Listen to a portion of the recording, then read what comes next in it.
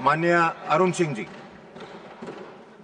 उपसभापति महोदय, सबसे पहले तो मैं देश के प्रधान सेवक और जिनके नेतृत्व में गरीबों का, शोषित वंचितों का हर दृष्टि से, चाहे सामाजिक सुरक्षा हो, चाहे स्वास्थ्य कवच हो या उनके सर्वांगीण विकास की बात हो, उनका उद्धार हो रहा है और अनेकों योजनाओं के माध्यम से उनको लाभ मिल रहा है। इसीलिए गरीब है, शोषित है, वंचित है, यह प्रधानमंत्री मोदी जी को अपने मसीहा के रूप में देखता है और उन पर भरोसा और विश्वास है। इसी क्रम में अगर हम देखें तो आज यह सबका बीमा सबकी रक्षा अमेंडमेंट ऑफ इंश्योरेंस लॉज 2025 से लाया गया है। यह बिल बहुत सोच समझ करके ले आया गया है सर और देश की आवश्यकता के अनुरूप लाया गया है सर।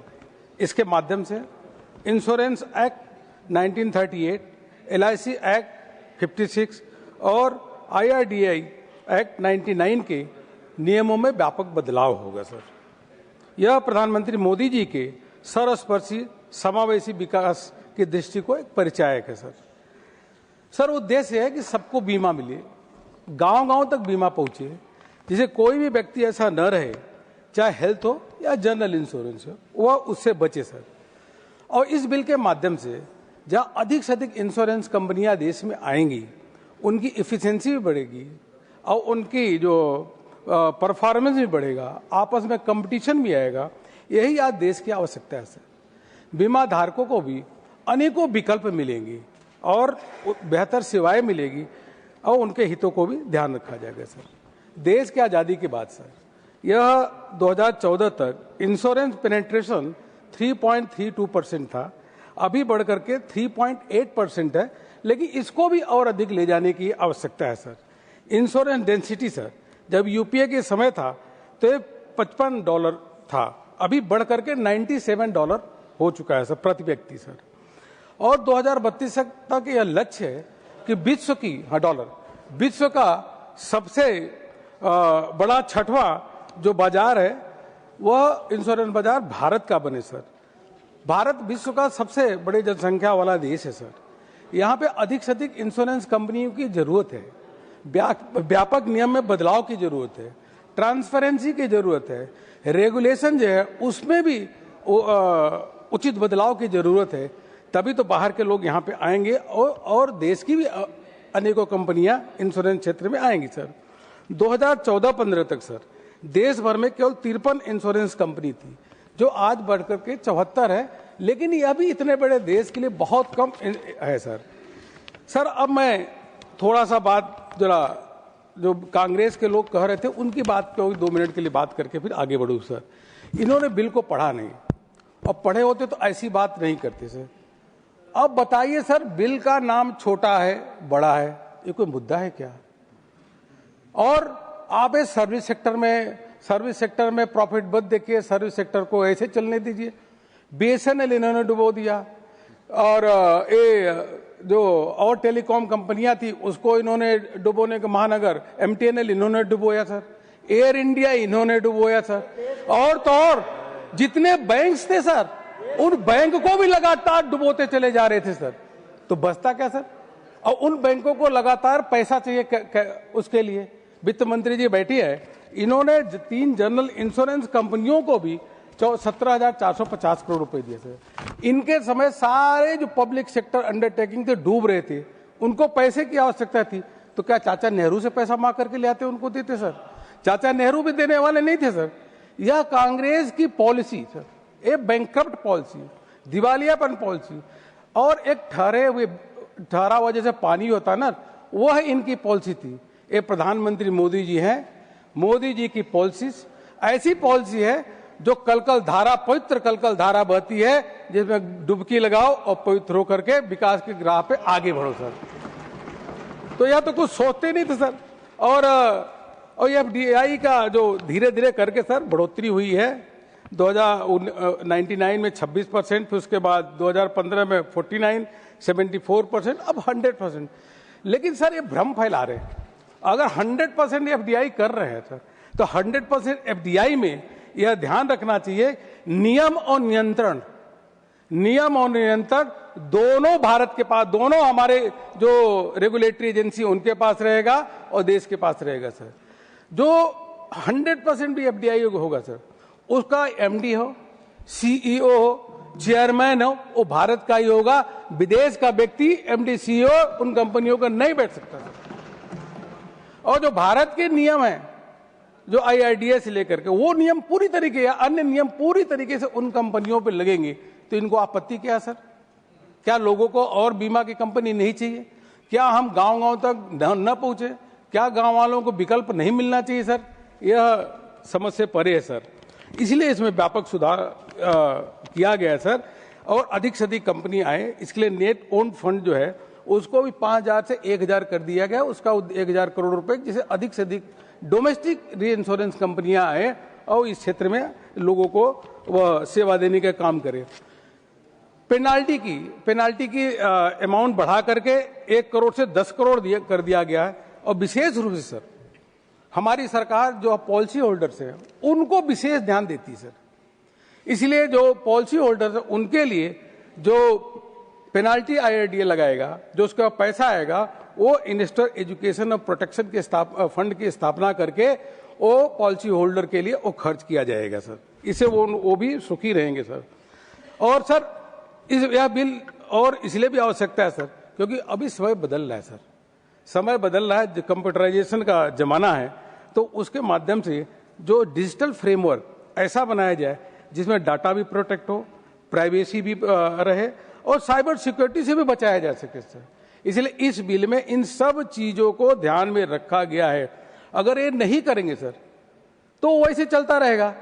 तो ऐसा तो नहीं, मोदी जी जहां पे हैं उनका स्पष्ट मानना है कि जो भी क्रांतिकारी बदलाव कर रहे हैं, जो देश और समाज की जरूरत है, वह किसी से पूछेंगे नहीं। अगर देश समाज के लिए जरूरी है तो हर बदलाव करके रहेंगे और बदलाव कर रहे हैं सर।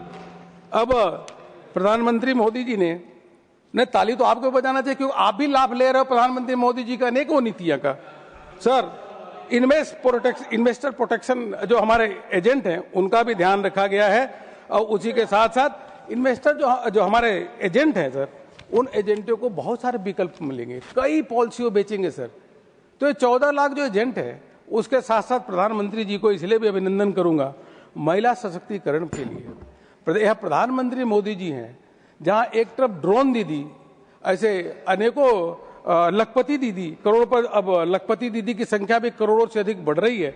और वहीं प्रधानमंत्री जी ने इस दिशा में यह जो उन्होंने शुरू किया है इंश्योरेंस सखी, 2 लाख महिलाओं को इंश्योरेंस सखी के रूप में ट्रेन किया जा रहा है सर।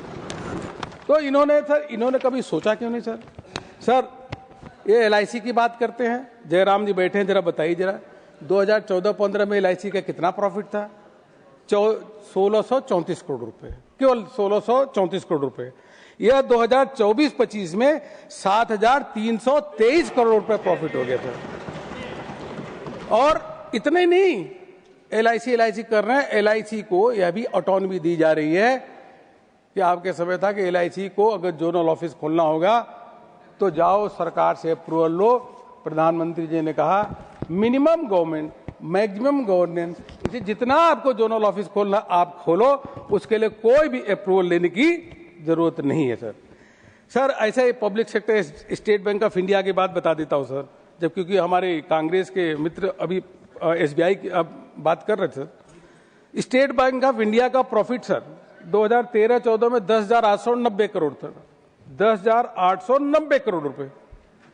और आगे चल करके और कम हो गया क्योंकि आप कांग्रेस के जैसे कुकर में थे।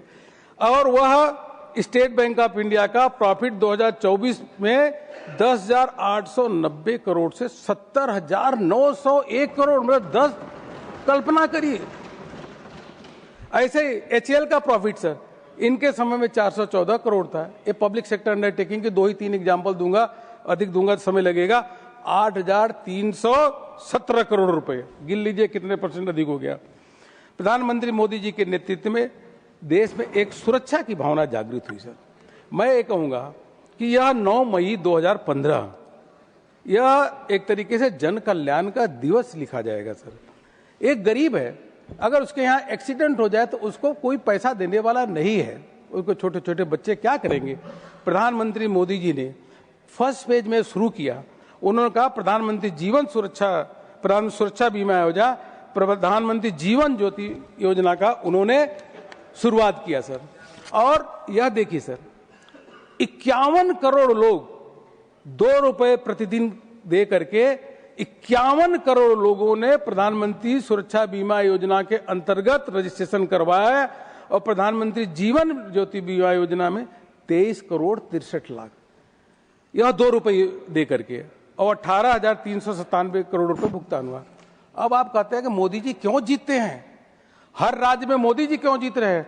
अरे आंकड़ा साफ दिखा रहा है, जब 51 करोड़ लोग रजिस्ट्रेशन करा रहे हैं प्रधानमंत्री सुरक्षा बीमा योजना में, प्रधानमंत्री जीवन बीमा ज्योति बीमा योजना में अगर 23 करोड़ लोग इनरोलमेंट करा रहे हैं, तो प्रधानमंत्री तक जुड़े हैं कि नहीं जुड़े हैं?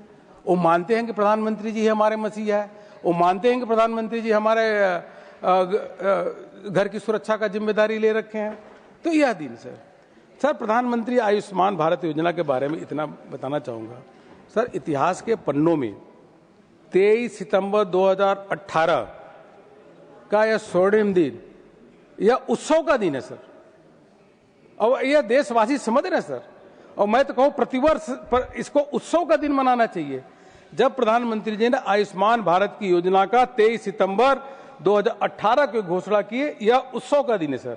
यह इसलिए उत्सव का दिन है सर कि 42 करोड़ लोगों को 5 लाख का हेल्थ इंश्योरेंस देने का काम, 5 लाख, और कह रहे हैं कुछ मिला नहीं। अरे भैया 56,401 करोड़ रुपए का इंश्योरेंस मिल गया है, और 12 करोड़ लोगों परिवारों का क्लेम सेटलमेंट हो गया है, उनको पेमेंट हो गया। यह है हमारे जीतने का राज। कांग्रेस के सदस्य जो इधर के हैं सुन लें, यह जमीनी हकीकत है। प्रधानमंत्री फसल बीमा योजना की बात करते हैं। अरे भैया ये बताओ, प्रधानमंत्री फसल बीमा योजना कह रहे हैं कि लागू नहीं हुआ, तो प्रधानमंत्री फसल बीमा योजना में 1,83,000 करोड़ रुपए का पेमेंट कैसे हो गया? और 22 करोड़ सामूहिक रूप से कलेक्टिवली 22 करोड़ 70 लाख किसानों का पेमेंट हुआ है। और प्रधानमंत्री फसल बीमा योजना की आलोचना कर रहे थे सर, पहले 50% पे लॉस पे दिया जाता था, अब 33% लॉस पे देने का काम कर रहे सर। इसी के साथ साथ जो अभूतपूर्व बदलाव आए सर, वह अनेकों बदलाव, जैसे पहले एम्स 7 था, अब 26 हो गया, मेडिकल कॉलेज 327 था, अब 818 हो गया। मेडिकल की सीट यूजी की 51,348 थी, अब 1,28,875 हो गया। पीजी की सीट 13,185 थे, 82,059 हो गया। और 16,900 जन औषधि केंद्र खुल गए सर। आरोग्य मंदिर 1,78,000 खुल गया। कहने का मतलब है सर, इस बिल के माध्यम से ऐसा होगा कि गांव-गांव तक लोग इंश्योरेंस पहुंच जाएगा, अलग अलग नई नई इंश्योरेंस कंपनियां आएंगी, और इसमें व्यापक बदलाव किया गया है। जैसे जहां जहां जरूरत है, जैसे 1% पेड अप कैपिटल अगर आप ट्रांसफर होता है तो आपको पहले अप्रूवल लेनी थी, अब उसको 5% कर दिया है। ऐसे अनेकों चीजें सर प्रधानमंत्री जी के नेतृत्व में माननीय निर्मला सीतारमण जी ने जो ये बिल लिया है, इसके माध्यम से मान के चलिए कि हमारा जो सपना है 2047 तक हर व्यक्ति को हर चीज का बीमा उसके पास होना चाहिए सर। जब विकसित भारत का संकल्प हम साकार करेंगे तो हर व्यक्ति को जीवन सुरक्षा के साथ साथ जनरल इंश्योरेंस की उसको सुविधा होनी चाहिए। इस दिशा में यह बहुत ही क्रांतिकारी बिल है, जितनी इसकी तारीफ किया जाए उतनी कम है। और सारे के सारे जो बिंदु हैं व्यापकता के साथ उसको विचार विमर्श करके जो चाहे इंश्योरेंस एक्ट में बदलाव करना हो, चाहे LIC एक्ट में बदलाव करना, जहां भी बदलाव करना है उसको बदलाव को ले आने का काम किया है। परिवर्तन के साथ बदलाव की मांग करते हुए सर, जो परिवर्तन के साथ लगातार जो समय परिवर्तन के साथ बदलाव करना चाहिए, जैसे मैंने बताया सर, अदरवाइज हम धीरे धीरे तक पीछे छूटते चले जाएंगे। इसलिए कांग्रेस के लोगों से और अभी उधर के लोगों से भी कहूंगा कि इस बिल का आप समर्थन करिए। व्यापक विचार विमर्श हुआ है, सभी स्टेक होल्डर इससे खुश हैं, प्रसन्न हैं। पुनः देश के यशस्वी प्रधानमंत्री और हमारे वित्त मंत्री जी का मैं इस बात के लिए अभिनंदन करता हूं कि ऐसे अनेकों बिल जो देश के इंटरेस्ट में है, समाज के लिए वो आवश्यक है, वो बिल ले आते हैं। क्योंकि मोदी है तो मुमकिन है बड़े से बड़े बदलाव करने का काम यह प्रधानमंत्री मोदी जी कर रहे हैं और उसी के लिए सब पे उनका भरोसा है, विश्वास है और देश की 145 करोड़ जनता आज प्रधानमंत्री मोदी जी के साथ खड़ी है। बहुत बहुत धन्यवाद, आपने बोलने का हमको मौका दिया।